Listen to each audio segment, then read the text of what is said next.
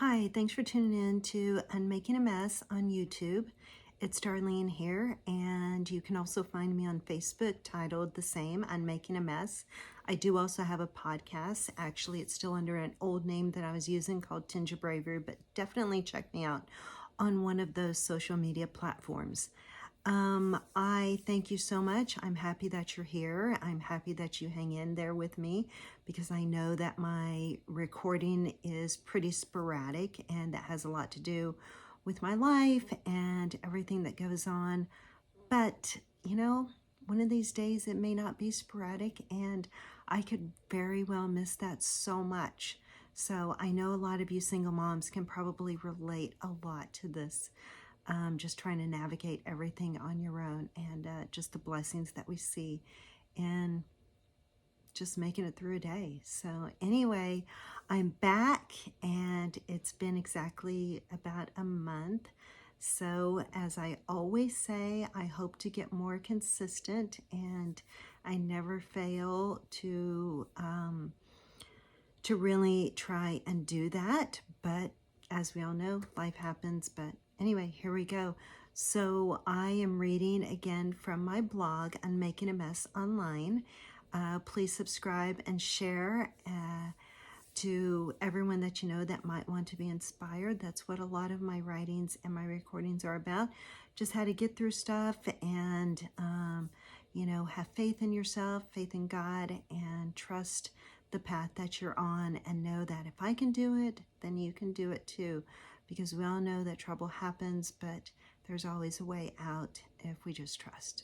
So this one I actually wrote a couple of weeks ago because it has been a couple of weeks since we were in Chicago.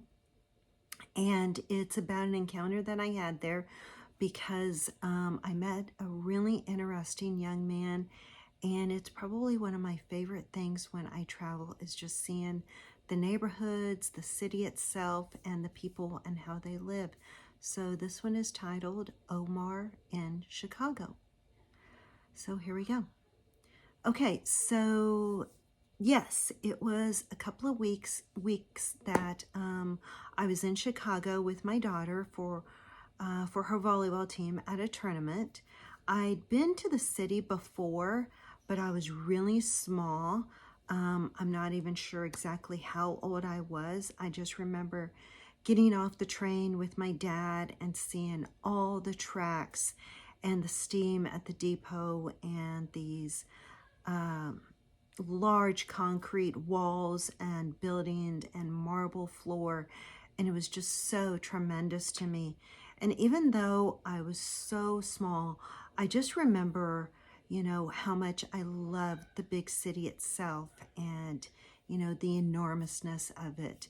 I don't remember anything else about the trip or even why we were there. We were probably just passing through to somewhere.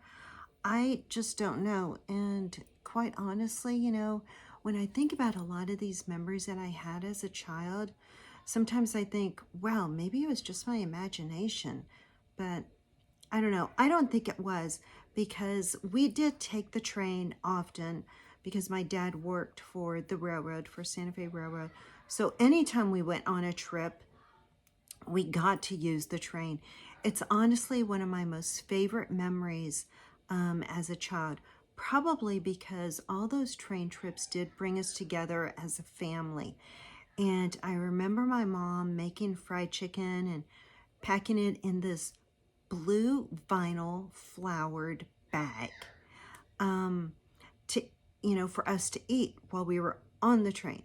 The bag was not insulated. It was not a cooler or anything. It was just this vinyl bag. And so we would eat the chicken later on. I don't remember, but oddly enough, none of us ever really got sick. So that kind of tells you a little bit about, how we did things back in the day. But anyway, it's just one of those really good memories that I have. I mean, even thinking about that blue vinyl bag with those big flowers on it is just one of those memories that's just kind of like, it's just caved in my memory that I love so much. And if you do hear some screaming and laughing in the background, that is my daughter downstairs, and she can kind of get loud. She has her boyfriend down there, and they're supposed to be doing homework, and it does not sound like they are. So if I have to get up and go yell at them to get back to their homework, then pardon me, which I might have to do here soon. So anyway, back to the train and thinking about the trips. I bring up the train because I did kind of go off on a tangent, but reminiscing is just one of those things that I really love to do, and I do try to connect it all together in my blog, and I really hope that you're still staying with me, because I want you to just kind of gather, exactly what I was feeling and doing, and I hope you have an opportunity to do the same. And so definitely write down all those memories so you can kind of do the same as I do. I don't remember anything about the sightseeing anywhere we went when I was a little kid. It was always about the experience and being with my family. Yeah, I might have to go say something. I'm going to give them like one more minute. Now, anytime when I go on trips, I do enjoy the sights, like the trees, the neighborhoods, the mountains, the water, but not so much like the major sights, like everything else, like the big tourist attractions. It's really more about how people live. I think it's just so interesting to see that because, of course, where we come from, a small, city in Kansas, it's drastically different than when you go like to these really big cities and what it's like. And you know what? Give me just 1 second.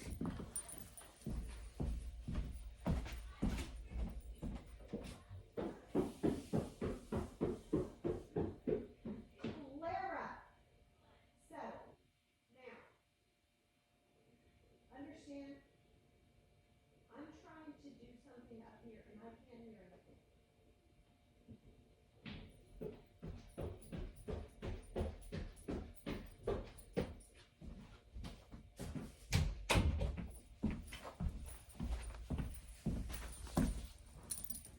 Okay, I'm back, and if I knew how to pause this and then return and did all that editing stuff, I wouldn't have to leave you hanging like that. But thank you so much. And you know how it is. I mean, you got kids and stuff, and so that's just life, and that's part of my life here. Okay, so back to Chicago and the reminiscing and traveling and what it actually means to me. Because I know a lot of people travel and stuff to go see like these big sites, the tourist attractions, all the, the big things like Yosemite Sam, oh my gosh. Seriously, that totally threw me off trying to go say something to them. The Grand Canyon, all these monuments. I mean, that stuff is fantastic.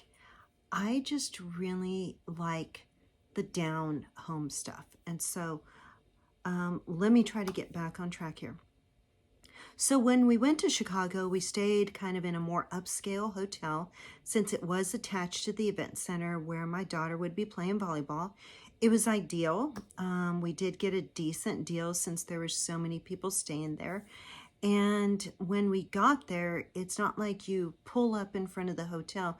A lot of you probably know this. I didn't know this. It's not like you pull up to the hotel and, leave your car there like we usually do and run in, check in, and then pull around to the back. No, not at all like that, because this was in downtown Chicago. We had to go park our car up in the garage and then go back down to the lobby to check in and get a hotel attendant to bring luggage cart to our car. I was totally fine with this. There was too much stuff to unload while navigating this huge hotel. So I knew that, having somebody come up with us was going to be worth every penny that I was going to tip them. I already knew that, and I knew it was kind of standard in these areas, and it's just part of the expense, and so I kind of planned for it. So as we got an attendant. We ended up getting one. His name was Omar. He followed us to our car, and I immediately felt his genuineness and his manners, because he told us, take this elevator. There's two elevators. He's like, no, no, you take this elevator. I'm not going to try to crowd you, and I'll just come up as soon as I get this other elevator. And, I just thought it was just so kind of him, just thoughtful. And don't you know, like when you meet somebody, you just immediately feel comfortable with them, and they just seem like someone that you want to talk to. Especially for me, I'm that kind of person, and I'm in a whole nother, state. He helped us get everything out of the car, and as he did, we began talking about his upbringing.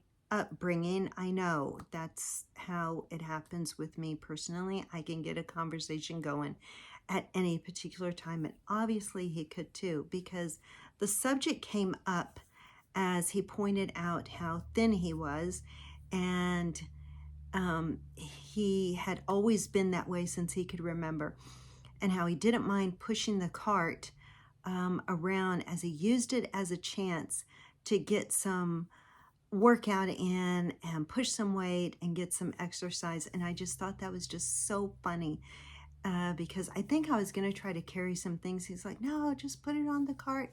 This is a good opportunity for me to get, out of the hotel and get to moving around and stuff. And, he just utilized every bit of his time as positively as he could. That's exactly what I got out of him.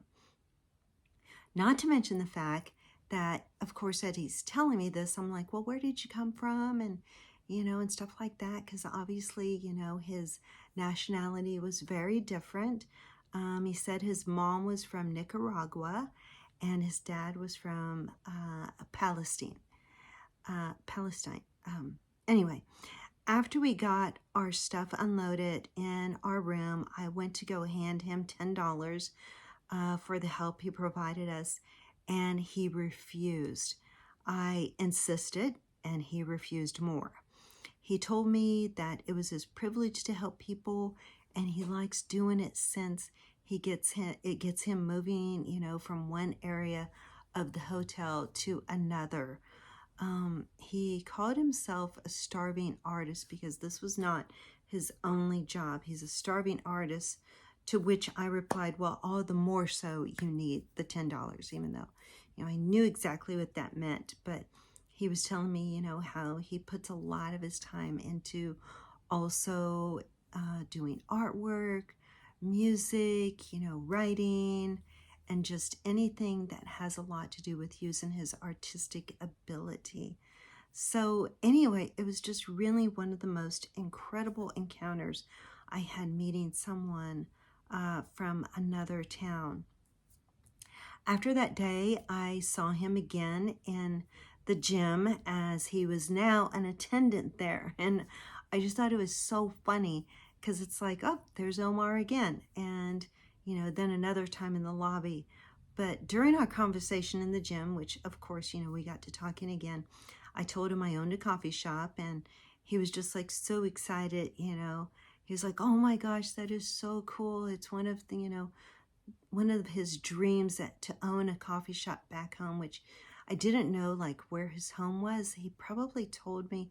And of course, I'm not going to like write everything down. I probably should have taken notes afterwards, because I knew I really wanted to write about this. But so I don't remember, whether it was, where his mom came from or where his dad came from. But nonetheless, he said, one of his dreams was to go back home and open a coffee shop.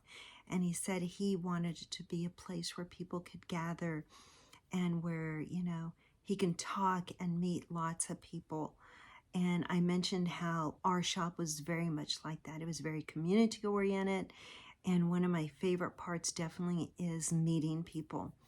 He told me like how he could see that was true of me. And he was one of those kind of people that, I don't know if you've met people like this, but like where they can kind of like read your aura or the light around you. And he said he could see like this bright light from me.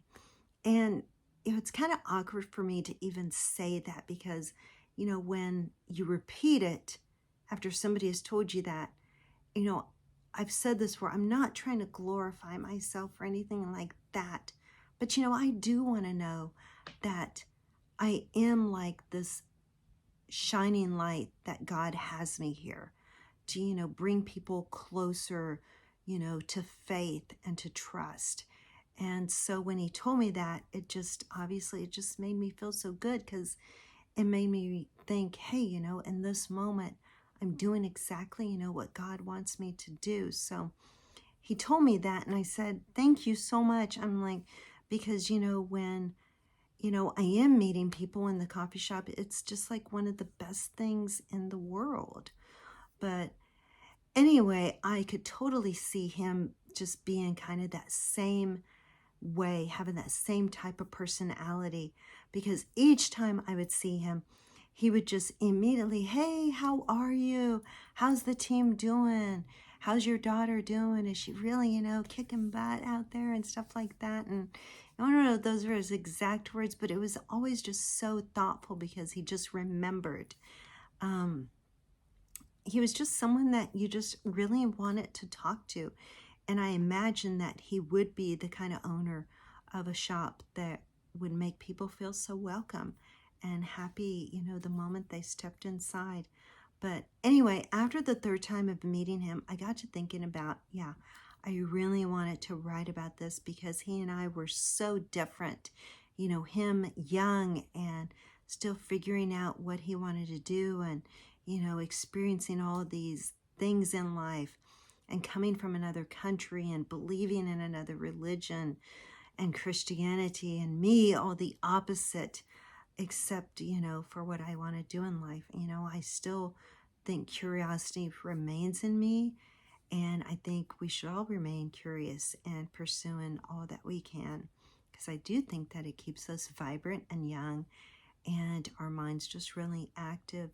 We did approach the subject of our belief system and, me being a Christian and him having his own belief. And he told me that, he would start talking about his beliefs and where he came from. And he would start sharing a lot of that with people.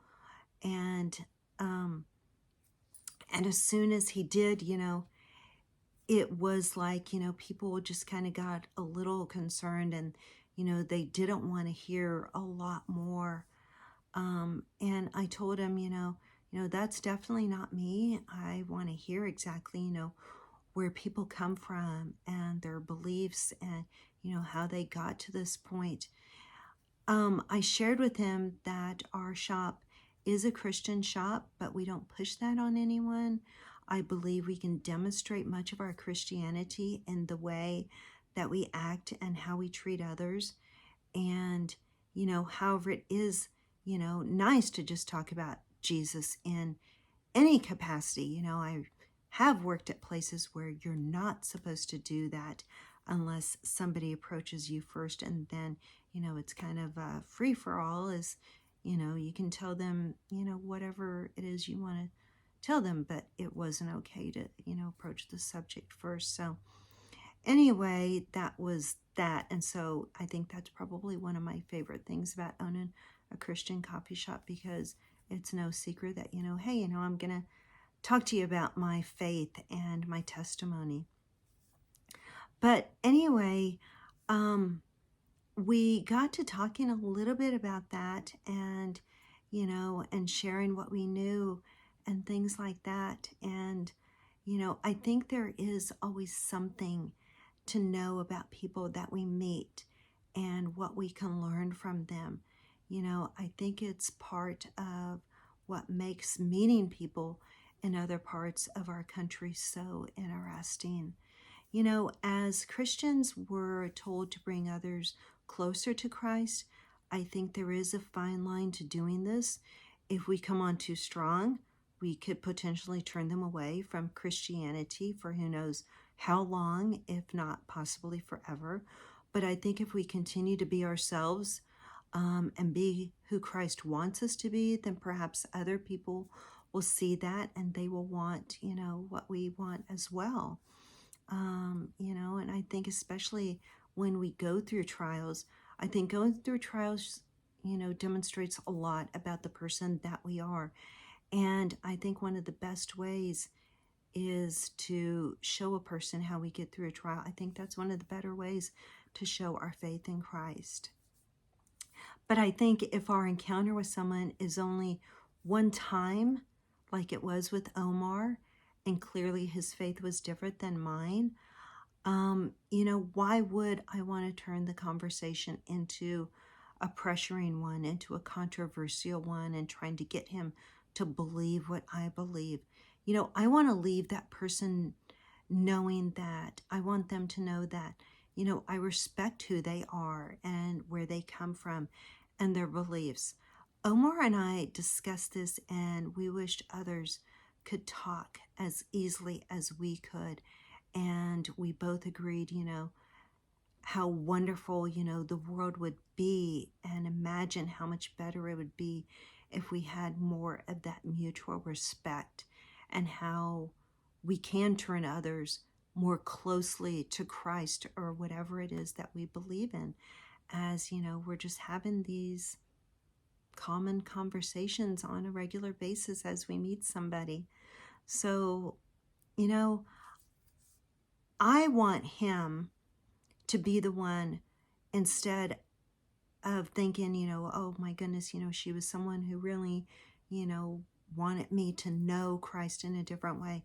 I want him to remember this little older Mexican woman with her daughter, who brought her daughter to Chicago for volleyball and friended him in the 3 days that I was there. And to me, that's the memory I want him to hold in his heart and his mind. And to me, I think that's what's making a difference in the world or wherever it is that you're at. I shared the name of my blog with him. I hope that he sees it.